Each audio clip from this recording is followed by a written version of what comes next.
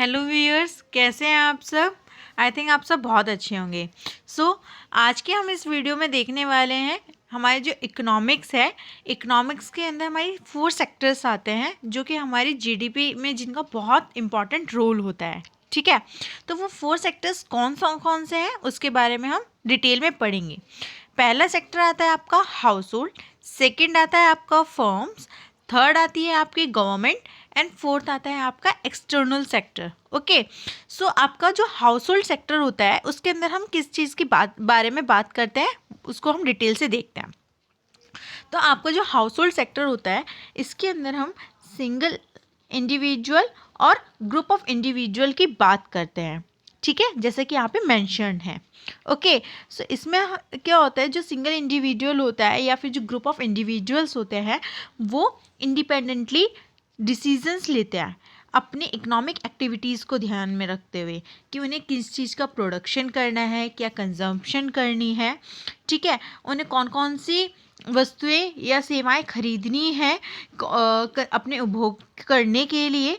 Supply के लिए क्या होता है, फिर हमारे 4 मेन सेक्टर्स, 4 पॉइंट्स आते हैं, 4 चीज़ें होती हैं जो बहुत इंपॉर्टेंट होती हैं। वो होती है आपका land, labour, capital and entrepreneur.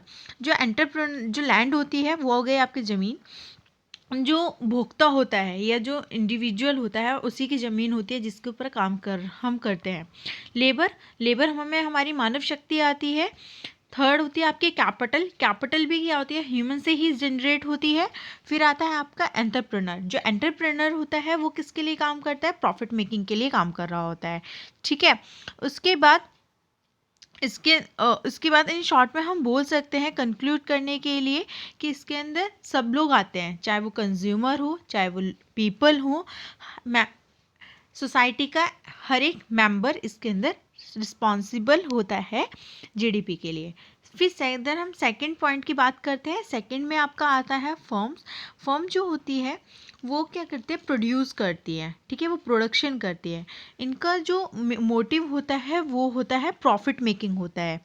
ठीक है, उनका वो जो काम करते हैं वो प्रॉफिट के लिए ही करते हैं। इसके अंदर आपका सोल प्रोप्राइटरशिप्स आते हैं। सोल प्रोप्राइटरशिप्स आपको पढ़ रखा होगा, जो एकल स्वामित्व वाले बिजनेसेस होते हैं, पार्टनरशिप होती है, साझेदारी जिसे हम बोलते हैं, और कॉर्पोरेशंस होते हैं। ठीक है, ये जो सेक्टर होता है वो रिस्पॉन्सिबल होता है इन्वेस्टमेंट एक्सपेंडिचर रोल के लिए जीडीपी में।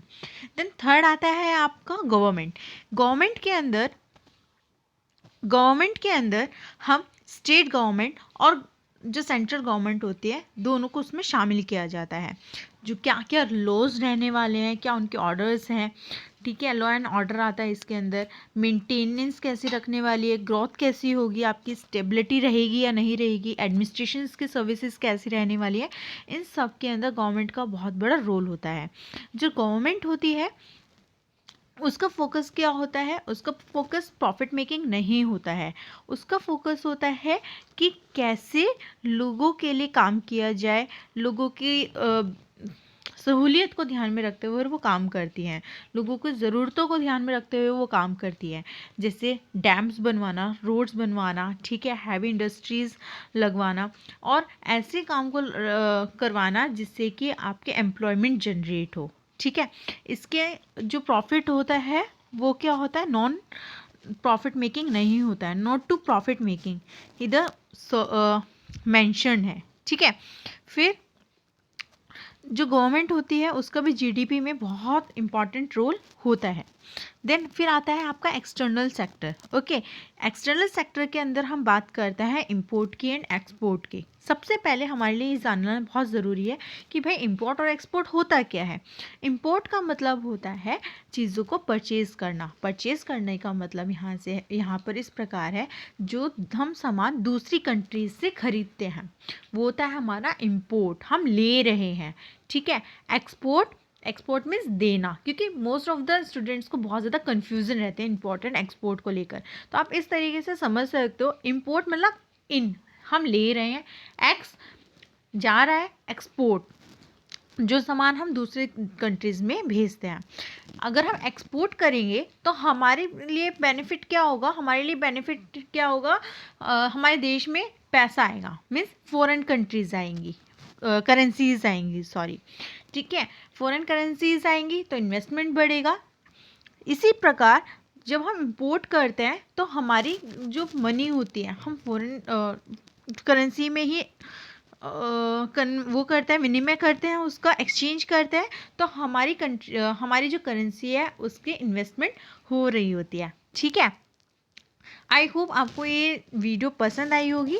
अगर आपको ये वीडियो पसंद आई है तो प्लीज़ हमारे चैनल को लाइक, शेयर एंड सब्सक्राइब कीजिए। Thank you.